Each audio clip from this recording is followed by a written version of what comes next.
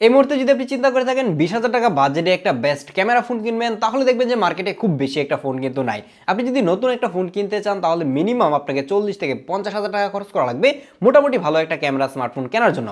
But আপনি যদি used market থেকে 20,000 টাকা দিয়ে একটা ফোন কিনেন তাহলে কিন্তু আপনি এই পিক্সেল 7 এটা পেয়ে যাবেন, এবং এইটা থেকে এখনো যে লেভেলের ক্যামেরা আউটপুট পাওয়া যায় 50,000 টাকা দামের নতুন একটা ফোনের সাথে খুব ভালোভাবেই কিন্তু কম্পিট করতে পারবে এবং কম্পিট করে সে জিতে আসবে এরকম একটা অবস্থা। আর এই পিক্সেল 7 এটা এখন 20 থেকে 23,000 টাকা এরকম প্রাইস রেঞ্জে কিন্তু মার্কেটে পাওয়া যাচ্ছে। ফোনের কন্ডিশনের উপরে ডিপেন্ড করে প্রাইসটা হয়তো বা একটু 19-20 হতে পারে। আর গত কয়েকদিন আগে এই পিক্সেল 7 এটা আমি ফেসবুক মার্কেট প্লেস থেকে আমি নিজেই কিনেছি কিছুদিন ইউজ করার জন্য, যে এই ফোনটা আসলে এই মুহূর্তে কেমন হবে, যার কারণে কয়েকদিন ইউজ করে আজকে আপনাদের সাথে এই ইউজার এক্সপিরিয়েন্সটা শেয়ার করব। আর এই ভিডিও দেখার শেষে যদি চিন্তা করেন যে এই পিক্সেল 7 এটা আপনি নেবেন তাহলে কিন্তু চাইলে আমাদের কাছ থেকে নিতে পারেন, এবং একটা ফোনই কিন্তু আছে এবং যে কোনো একজন ব্যক্তি নিতে পারবেন। এই ফোনের প্রাইসটা আমি ভিডিও নিচে ডেসক্রিপশনে অ্যাড করে রাখবো, এবং প্রাইস কিন্তু একদমই ফিক্সড, কোনো অবস্থাতেই দামাদামি করার চিন্তা যদি মাথায় থাকে তাহলে ভাই প্লিজ আমাকে হোয়াটসঅ্যাপে নক করবেন না। যদি মনে করেন যে এই প্রাইসে এই ফোনটা আপনার জন্য পারফেক্ট তাহলেই শুধুমাত্র একটু নক করবেন, যাতে করে যে আগে আসে সেই নিতে পারবে। আর যদি এটা সেল হয়ে যায় তাহলে অবশ্যই আমি ডেসক্রিপশন বক্সে এটা সোল্ড আউট লিখে দিব। এই ফোনটা ইউজ করতে গিয়ে আমি প্রথমে যে প্রবলেমটা খুঁজে পেলাম সেটা হচ্ছে যে ওভারহিটিং। আমি কিন্তু কোনো প্রকার কভার ছাড়াই একদমই এইভাবে ইউজ করেছি, যার কারণে এটার ওভারহিটটা আমার হাতে একটু ভালোভাবেই লাগতেছিল। আমি যখন ফেসবুক ইউটিউবটাকে একটু লং টাইম ধরে ইউজ করতেছিলাম ফোন কিন্তু মোটামুটি ভালোই ওভারহিট হচ্ছিল। আর যখন টুকটাক পাবজি কিংবা ফ্রি ফায়ারের মতো গেমগুলো খেলা যায় তখন মোটামুটি এটা বেশ গরম হয়, আপনি চাইলে একটা ডিম বাঁচতে পারবেন এরকম একটা অবস্থা। বাট এই ওভারহিটিং এর কারণে যেই প্রবলেমটা হয় সেটা হচ্ছে যেটার পারফরমেন্সটা কিন্তু অনেকটাই ড্রপ করে। যারা হার্ডকোর গেমার রয়েছেন, প্রচুর পরিমাণে গেমিং টেমিং করে থাকেন, তাদেরকে বলবো যে ভাই এই ধরনের পিক্সেল ডিভাইস থেকে 10 হাত কিংবা 100 হাত চাইলে দূরে থাকতে পারেন। বাট যারা ক্যামেরা সেন্ট্রিক ফোন খুঁজে থাকেন তাদেরকে বলবো যে ভাই একটু কাছে আসেন, আপনাদের সাথে একটু বেশি কথা বলা দরকার, কারণ এই ফোনটা 20,000 টাকা বাজেটে আমার কাছে একদমই বেস্ট মনে হয়েছে। এর কারণ হচ্ছে এর ব্যাক সাইডে একটা 64 মেগাপিক্সেলের মেইন ক্যামেরা থাকছে, তার পাশে একটা 13 মেগাপিক্সেলের আলট্রা ওয়াইড ক্যামেরা থাকছে। এটার মেইন লেন্স দিয়ে যখন এখন আমি পিকচার তুলতেছিলাম পিকচারগুলো অনেক বেশি শার্প এবং ডিটেইল পিকচার ক্যাপচার করতে পারে, আর কালার একদমই চোখে আপনি যা দেখতে পাবেন সেই কালারটা এটা ক্যাপচার করে, এবং পিক্সেলের ডাইনামিক রেঞ্জ কিন্তু বরাবরই অনেক ভালো হয়ে থাকে। এই পিক্সেল 7 এটাও ঠিক সেরকম ভাবে কিন্তু ডাইনামিক রেঞ্জটা ম্যানেজ করতে পারতেছিল। এই ফোনের বয়স কিন্তু অলমোস্ট 3 বছরের মতো হয়ে গেছে, এবং 3 বছর পুরাতন একটা ফোন থেকে এত ভালো আউটপুট পাবো এটা একবার আমি চিন্তাও করি নাই। বাই দ্য ওয়ে, যেহেতু এটার বয়স 3 বছর হয়ে গেছে তাহলে এটার ফোনের কন্ডিশন নিয়ে একটু কথা বলা যাক। এই ফোনের কন্ডিশন একদমই ফ্রেশ, কোথাও কোনো স্ক্র্যাচ টেস আপনি খুঁজে পাবেন না। এখন আপনি বলতে পারেন যে ভাই 3 বছর পুরাতন ফোন এত ফ্রেশ কোত্থেকে আসে, সেটা আপনারাও জানেন যে একটা আইফোন 4-5 বছর পুরাতনও মার্কেটে দেখা যাচ্ছে যে একদমই ফ্রেশ কন্ডিশনে পাওয়া যায়। এগুলো মোস্টলি হচ্ছে দুবাই কিংবা চায়না থেকে বাংলাদেশে ইম্পোর্ট হয়ে থাকে। আর আপনি এই ধরনের ইম্পোর্টেড ফোনগুলা একটু ভালো করে যদি দেখে শুনে বুঝে না কিনতে পারেন তাহলে কিন্তু আপনি ঠকে যাবেন, কারণ পিক্সেলের যে ফোনগুলা বাংলাদেশ মার্কেটে পাওয়া যায় আর কি, যমুনা কিংবা বসুন্ধরা এই ধরনের মার্কেটগুলা, সেগুলোতে ম্যাক্সিমাম টাইমে দেখা যাচ্ছে যে ডিসপ্লে চেঞ্জ করা থাকে। আমি বলতেছি না যে সবগুলো চেঞ্জ করা থাকে, কিন্তু এই ধরনের ডিসপ্লে চেঞ্জওয়ালা যে পিক্সেল ডিভাইসগুলো রয়েছে সেগুলো কিন্তু অহরহ সেল হইতেছে। তো সেই জায়গায় আপনি যদি না বুঝে কিনে ফেলেন তাহলে কিন্তু ভাই আপনার কষ্টের জমানো টাকাটা একদমই জলে যাবে। যার কারণে যে কোনো ধরনের ইউজড ফোন কেনার আগে অবশ্যই দেখে শুনে বুঝে তারপরে কেনার চেষ্টা করবেন। যেহেতু এটার পিছনে কোনো প্রকার টেলিফোটো লেন্স ইউজ করা হয় না, তাহলে এটার পোর্ট্রেটের কি অবস্থা? পিক্সেল কিন্তু বরাবরই পোর্ট্রেটের দিকে অনেক বেশি নজর দিয়ে থাকতো, বাট পিক্সেল 7 প্রো যেটা রয়েছে সেটার মধ্যে একটা 5x পেরিস্কোপ টেলিফোটো লেন্স থাকার পরেও সেই পেরিস্কোপ লেন্স দিয়ে কিন্তু আপনি চাইলে পোর্ট্রেট তুলতে পারবেন না।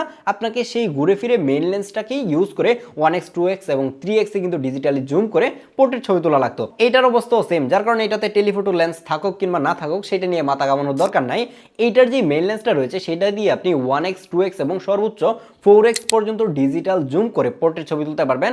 আমি সাজেস্ট করবো যে আপনি 1x এবং 2x এই থাকেন ভাই, এর উপরে যদি যান তাহলে আপনি ডিটেল এবং শার্পনেস খুঁজে পাবেন না যে কি অবস্থা, মানে ফেসের ডাইমেনশন চেঞ্জ করে দেয় এরকম একটা অবস্থা। আমি most of the time 1x এবং 2x এই হচ্ছে যেটা দিয়ে পোর্ট্রেট ফটোগ্রাফি করেছি, এবং বাজেট অনুযায়ী এটা আমার কাছে বেস্ট লেগেছে। এটার এজ ডিটেক্ট থেকে শুরু করে এর শার্পনেস এবং ডিটেল অনেক বেশি ছিল।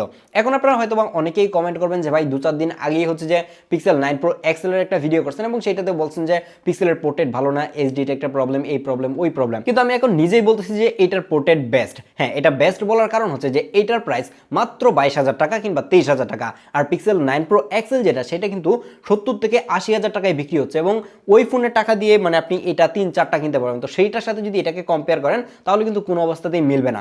আপনি যদি এখন নতুন একটা ফোন 40 কিংবা 50,000 টাকা দিয়ে কিনেন সেইটার সাথে খুব ভালোভাবেই কিন্তু এখনো কম্পিট করতে পারবে এই পিক্সেল 7a, যার কারণে 20,000 টাকা বাজেট রেঞ্জে এই পিক্সেল 7a কে পোর্ট্রেট কিং বলাই চলে। আর এটার প্রত্যেকটা লেন্স দিয়ে কিন্তু আপনি সর্বোচ্চ 4K তে ভিডিও রেকর্ড করতে পারবেন। চলুন আউটডোরে গিয়ে একটু ভিডিও স্যাম্পল দেখাই। এখন যে ভিডিওটা দেখছেন এটা হচ্ছে পিক্সেল 7a দিয়ে রেকর্ড হচ্ছে 4K 30fps। এইটার মেইন লেন্স দিয়ে আপনি 4K 60fps পর্যন্ত ভিডিও রেকর্ড করতে পারবেন, আর যদি আপনি আলট্রা ওয়াইড দিয়ে রেকর্ড করেন তাহলে সর্বোচ্চ 30fps FPS পর্যন্ত যেতে পারবেন। বাট ভালো ব্যাপার যেটা, সেটা হচ্ছে আপনি 4K 30 FPS এ রেকর্ড করা অবস্থায় আপনি স্মুথলি কিন্তু জুম করতে পারবেন। এই যে দেখেন যে আমি কিন্তু 1x এ মেইন লেন্সে চলে গেলাম এবং 2x এ আপনি জুম করতে পারবেন এবং সর্বোচ্চ ডিজিটালি 5x জুম করা যায় এবং এটা লেন্স শিফটিংটা মোটামুটি স্মুথ, আমি খুব বেশি স্মুথ বলবো না।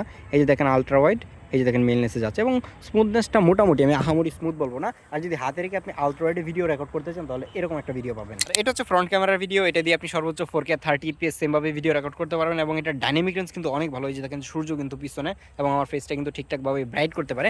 স্টেবিলাইজেশন যদি দেখায় তাহলে খুবই ভালো স্টেবল ভিডিও করতে পারে, যে হেঁটে ভিডিও করলে কিন্তু ভালো স্টেবল ভিডিও আপনি এটা থেকে পাবেন। ভাই ক্যামেরা নিয়ে তো অনেক কথা হলো, এটার পারফরমেন্সের কি অবস্থা? এটার মধ্যে কিন্তু গুগলের নিজস্ব যে টেনসর চিপ রয়েছে, সেই সেকেন্ড জেনারেশনের G2 যে চিপটা রয়েছে সেটা ইউজ করা হয়েছে। আর যারা পিক্সেল কেনার সময় অনেক বেশি টেনশনে থাকেন যে ভাই নেটওয়ার্ক কি ঠিকঠাক থাকবে নাকি কল মিস করবে, কল ড্রপ করবে, এরকম কিছু হবে, এইটার মধ্যে নেটওয়ার্ক রিলেটেড প্রবলেম আমি কিন্তু একদমই পাই নাই।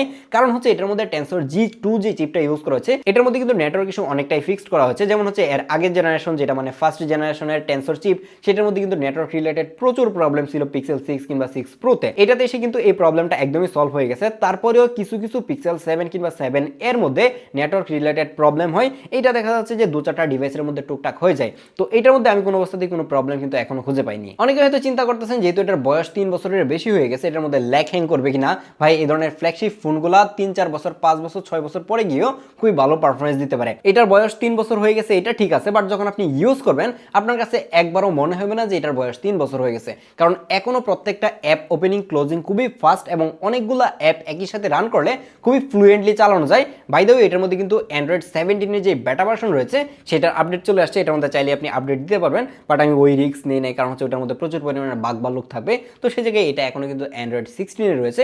আমি এখন পর্যন্ত এটার মধ্যে সফটওয়্যার রিলেটেড কোনো প্রবলেম পাই নাই, কোনো বাগ বালুক পাই নাই, একদমই স্মুথলি চলতেছে। কিন্তু প্রবলেম যেটা সেটা হচ্ছে গেমিং এ। আপনি যখন লং টাইম গেমিং করবেন তখন এটা প্রচুর পরিমাণের ওভারহিট করে, তখনই এটার পারফরমেন্সটা ড্রপ করে। বাট রেগুলার লাইফে ইউজ করতে গেলে আপনি পারফরমেন্স নিয়ে কোনো অবস্থাতেই প্যারা খাবেন না। এটার ক্যামেরা এবং পারফরমেন্স ঠিকঠাক থাকলেও যেটা আমার কাছে একদমই ভালো লাগে নাই সেটা হচ্ছে এইটার ডিসপ্লে।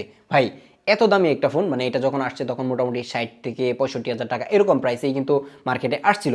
বাট এত দামি একটা ফোনের ডিসপ্লের এই অবস্থা কেন? মানে ডিসপ্লে চারপাশে চিন বেজেল এত মোটা কেন? মনে হয় যে দেখে এটা একটা 20,000 টাকা দামের নতুন ফোন, এরকম একটা অবস্থা।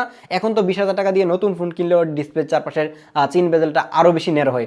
তো এটার এই অবস্থা দেখে হতাশ হওয়ার কিছু নাই, কারণ মাত্র 2-1 দিন আগেই হচ্ছে পিক্সেল 10a যেটা রয়েছে, মানে এইটার পরে আরও 3 জেনারেশন পরে যে ফোনটা আসছে সেইটা চিন বেজেলও কিন্তু এরকম মোটা, যার কারণে এটা নিয়ে ভাই গুগলকে কমপ্লেন করে লাভ নাই। ডিসপ্লের চিন বেজেল যতই মোটা হোক কিংবা যাই হোক না কেন, ডিসপ্লের কোয়ালিটি কিন্তু ভাই একদমই টপ নচ লেভেলের, কারণ 20,000 টাকা বাজেটে এটাকে বেস্ট বলাই চলে। যদিও কিনা আরেক জায়গায় একটু কমতি রয়েছে, সেটা হচ্ছে এটার মধ্যে কিন্তু 90 হার্জের রিফ্রেশ রেট ইউজ করা আছে, যে জায়গায় এখন 120 হার্জটা একদমই অ্যাভেলেবেল হয়ে গেছে সব ফোনের মধ্যে। তো সেই জায়গায় যখন এই 90 হার্জটা আপনি ইউজ করবেন আপনার কাছে একটু মানে ল্যাগ ট্যাগ মনে হইতে পারে, বাট যদি আপনি সপ্তাহখানেক এই ফোনটা প্রাইমারি ডিভাইস হিসেবে ইউজ করেন তখন আর সেই যে মিসিংটা মানে 120 হার্জের মিসিংটা সেটা আর ওইভাবে ফিল করবেন না। তাছাড়া এটার ডিসপ্লে নিয়ে আমি কোনো অবস্থাতেই কমপ্লেন করছি না। এটা 6.1 ইঞ্চির একটা ওলেড ডিসপ্লে, এটার মধ্যে গ্রিন লাইন পড়ার যে হিস্ট্রিটা সেটা একদমই নাই বললেই চলে।